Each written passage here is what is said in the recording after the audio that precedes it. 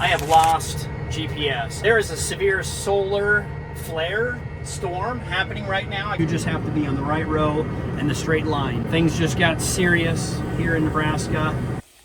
You gotta love it. As much as these things are a pain and expensive, it's wonderful to be able to just flip a switch and turn on water. You can see these little seedlings. This soft crust is now, that one was above, this one was struggling. And now he's coming, he's coming, he's coming. So we should be able to get a little bit. Is anybody underneath here you want to grow today? We'll come back this afternoon and see if we have. Oh, there he is. Trying to push. See, this is what I was talking about. Bad crust. Where it was hard, now it's soft enough.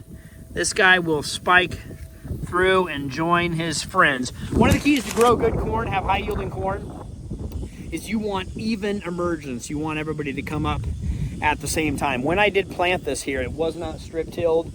It was hard and dry. So it wasn't my favorite to plant into, but we did get a nice rain, but then that formed crusting. The rain got really hard after the rain. So softening up, these things will grow. We'll come back in a day and see what we got. Welcome to the party. Little corn seedlings. There, he's coming. Nice, looks good. You're coming, you're coming. You're there, you're there. Where are you at, buddy? Love to see it as a farmer, corn grower. All right, here we go. Seed corn. So we're done planting soybeans, done planting commercial corn. Now we're planting seed corn. I am a seed corn grower for a company, so I produce hybrid seed corn for farmers next year. And the way that works, a corn plant pollinates itself. It's self-fertilizing. So it has the male part, the pollen, the tassel on top, and then the ear of corn is the female part. That's what we call it, just to separate, differentiate. And how this works, and how this has been working for the last 60, 80, 100 years, 80 years, however long we've had hybrid seed corn, is we take genetics and we put certain genetics in the female inbred, and then we put other genetics in the male inbred. So like crop protection, genetics that help the plant grow well, drought tolerance, all sorts of things. In each, there's a carrier. The female is a carrier of some traits, and the male is some carrier of some traits. I say we. It's the company I grow for, that the scientists behind the technology that put this together. All I have to do is naturally put them together out in the wild environment. So what we're doing is taking pollen from the male plant, putting it with the female plant, and then once we're done with the male plant, we destroy it. Male gets destroyed, female gets saved and taken to harvest, and we harvest that on the ear. Once again, they harvest it. I'm in charge of planting it. And the way we do this is in a 4-1 pattern. So we will have 4 seed boxes of female and then 1 row of male. So that 1 row of male will pollinate the 4 rows of females, what we call a 4-1 pattern. Some people do a 4-2 pattern. There's a bunch of variations, but the most common one out here with 30-inch rows is a 4-1 pattern. So you can see Ethan over there putting in talc. We've loaded the females there, and so you'll see this setup. We have 1 male, 4 females, 1, 4, 1, 4, 1. And what we'll do is we will plant the population here, and we'll actually delay it. So it's critical that we get the timing of the pollen shed of the male to match the silks of the female, and we usually have to focus here. What we're doing is very critical. You don't want to put the female and the male or vice versa, mix them up. Anyway, we need to get the timing correct for the pollen shed, and what we'll do is spread it out. So I'm putting down half of the male now when we plant the female, And I'll come back in 3, 4, 5 days later and put the second male in the male row.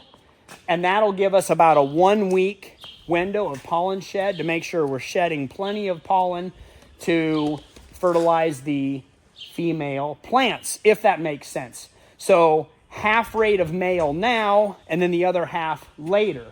But on a 4-1 pattern, when I have 2 outside rows of males, they will actually go plant on top of each other.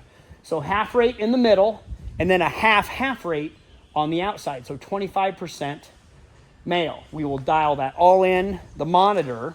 Ask any questions, drop them down below. There's a nice little section below YT to make a comment, ask away your questions, and you will follow me along this year as we do seed corn.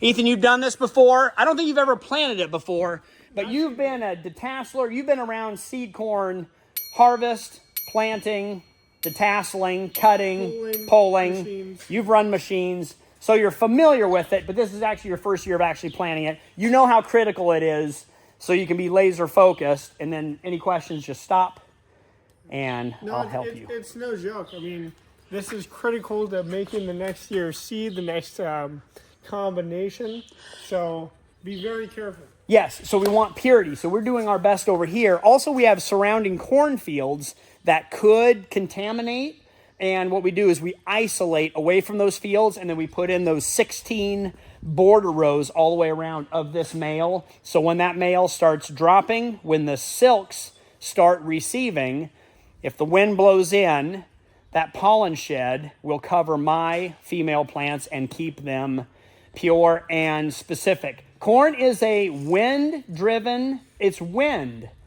that pollinates corn plants, which are, what do you call it, asexual, that they self-pollinate themselves. Oh, and so what we'll do is, kind of getting in the weeds here, some of our females will be sterile, some of them are fertile, so they'll pollinate themselves, and that's what Ethan was talking about, cutting and pulling. We will cut off the tassel of the female, keep the tassel of the male, and that way we create, from the 2 inbreds, we create a hybrid seed corn. That was a long clip. Sorry about that. There's more to explain and more to come. Also, is there anything we do with border rows? What happens to all the males? We'll destroy those. When they're done pollinating, when we're done with the male, we destroy them. Chop them, feed them for food. Cow feed. It's good job. We are doing it again, Ethan. Can I criticize you for your cab clutter? You got hats, that's mine. The sweatshirt, that's mine. The maps, I'm going to take those back. But all of this, I like this setup here, this tray, Ethan, because then it hides the rat's nest. Wait a minute. That's a corpse. I think it.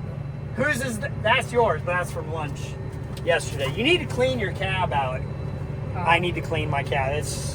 Adam. Didn't Adam run this tractor? Yeah, Adam signed this tractor for green card.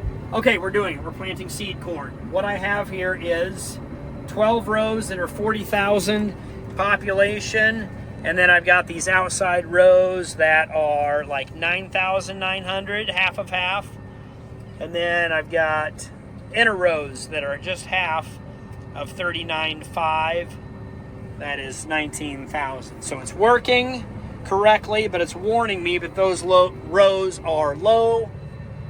But I think we are in good shape here, essentially. Yeah, the vacuums are on. Those are the hydraulics. 4-wheel drive for traction. We've got our 1034O with our, it's a fungicide and insecticide to protect the seed for a couple different things. That ethos that we put on, it's not capture. It's not bifenthrin. That's our capture. That's what we put on, that's what we treat for fleas and ticks. Cats and dogs, bifenthrin. Is that right? Yeah, bifenthrin. Anyway, not safe for human consumption, but it's wonderful for seeds. Also, nematodes, grubs, and worms, all things that attack our seed that we're putting in the ground, they don't like it. they avoid it. All right, and we got some fire. The neighbor is burning some corn stalks and also planting corn. Are you good to go, Ethan? Do you feel that I teach and train you enough for you to take over? I want you to continue that direction. And then I'll go over there and have the pivot chase me, and you go into Noble's pivot down there. As soon as you get there, hop on the other side. As soon as you run out of seed, I'll help you fill. What time is it? Ask me how I'm doing in an hour and a half. All right. Are you tired? Is it time for you to take a nap? I got up at 5 this morning. What time did you get up? 7. Oh, that's not bad at all. It was for a Friday morning, it was a later start, but capable. We have 2 days to plant these 2 fields. Our goal is to knock it out in 1 day, right? Yeah. We'll see where we get. planters, Let's try to 2 film. days. When it gets dark, let's try to film. I forgot to last night. Yeah. See, that's Why don't you film too? That's why you need the light package. The internet was disappointed you didn't do any filming yesterday. So you now have to film yourself. Did you already post the video?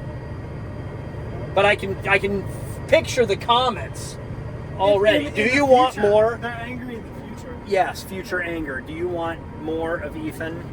They want less of Kale. If more of Ethan equals less of Kale, then that's what they're going to vote for. Look at the thumbs up. Look at the... It's Cold Lead Farms, you know? Lori, Ethan, Amanda, Adam, David. Is that what that stands for? There's no kidding. Okay, are we going to watch the auto clutch? Are we going to go, or you want to risk it? We're out to the border rows. Watch all those green go yellow.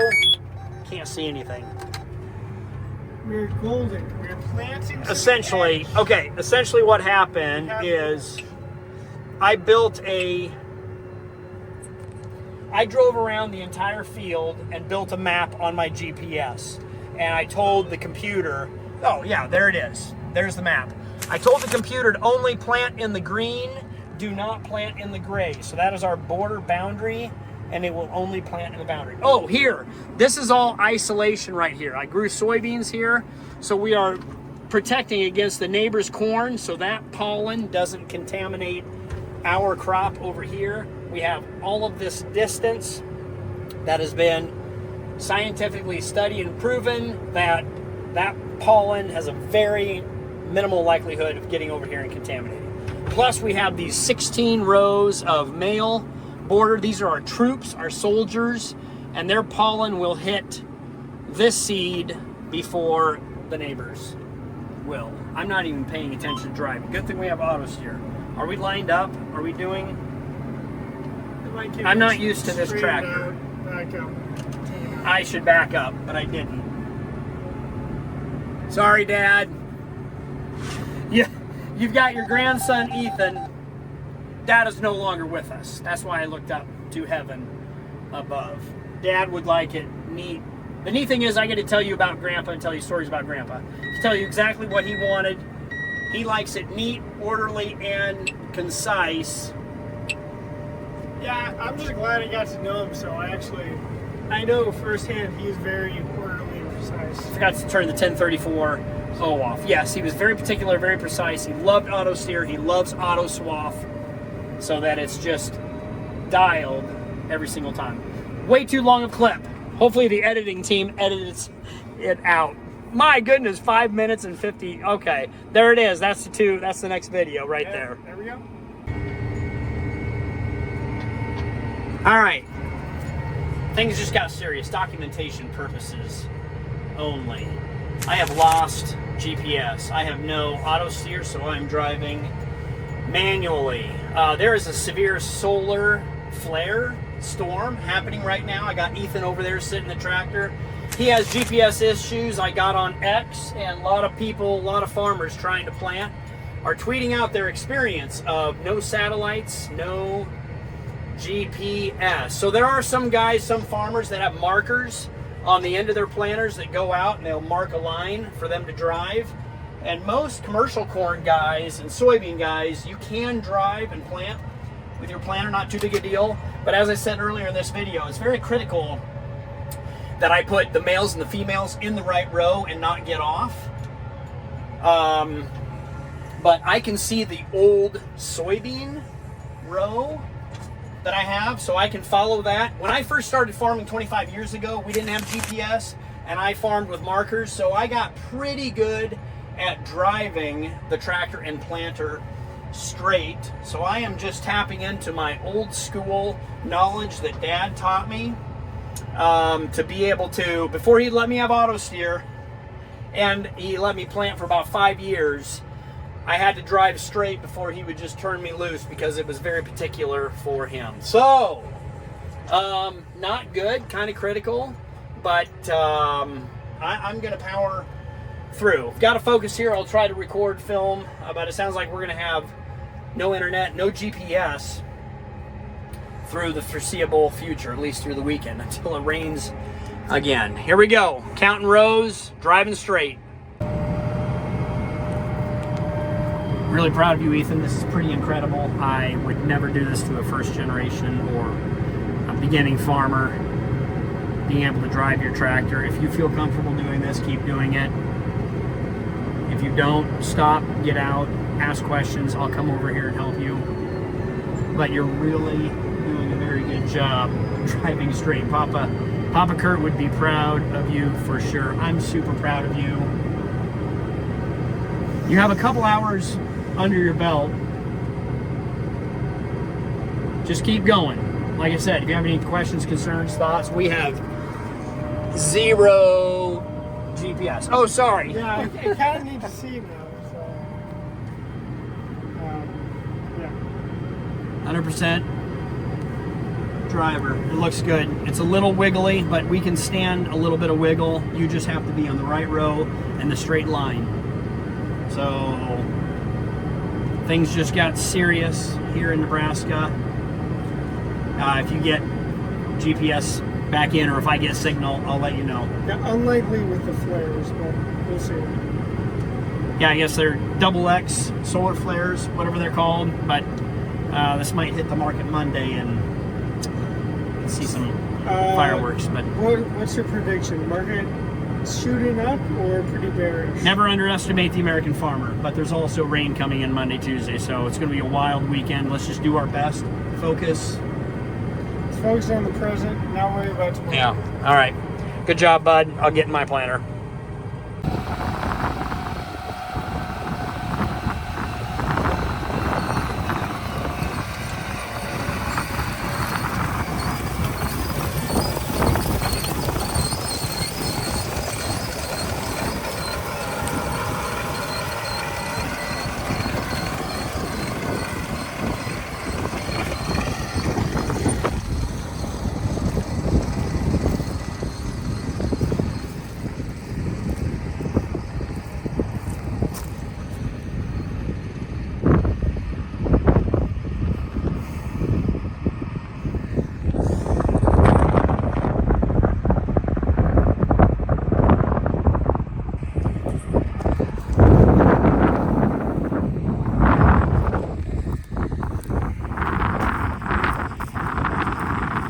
Proud of my kids for a lot of things. There's a lot of reasons to be proud of your children.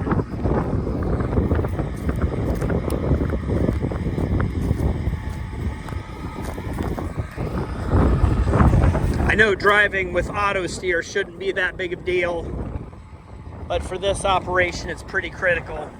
Good job, Ethan. All right, what we've decided to do here, what I've decided to do is plant with Ethan. So he'll start this pass. I'll double check him, make sure he's in the right lane, right row. And then I will go next to him. He'll wait at that end. Well, not really, because I have the high-speed planter. And then he'll start again and come back. So we're just going to tag team this field to help things out. All right, I will start that pivot moving.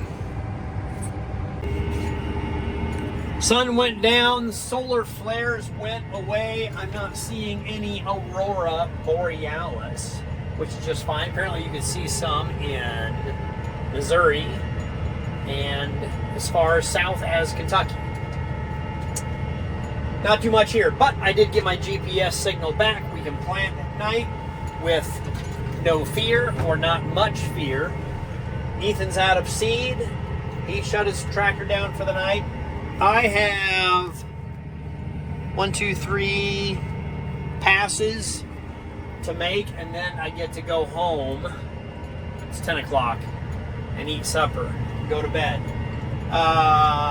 Then we'll be done with the seed field. I think I might have a couple gaps to fill in, so we will do that in the morning. But thank you for joining along with me. Do you guys like this content? What else would you like to see, or what kind of style would you like? I really appreciate the comments. Oh, it's been a day. That's about it. We will wrap it up and we will see you. Graduations tomorrow, rain on Sunday, Monday. So maybe not much going on. But I have a couple new ideas of content to go through. I'd like to go through my Kubota tractor. Go through the ins and outs of that. Would you guys like to see the Kubota tractor and see how much it can pull and how much it weighs and how much it can lift? I bought a new scale that I'm interested in using. You guys have a good one. Drink plenty of water, get plenty of sleep. Stay safe out there.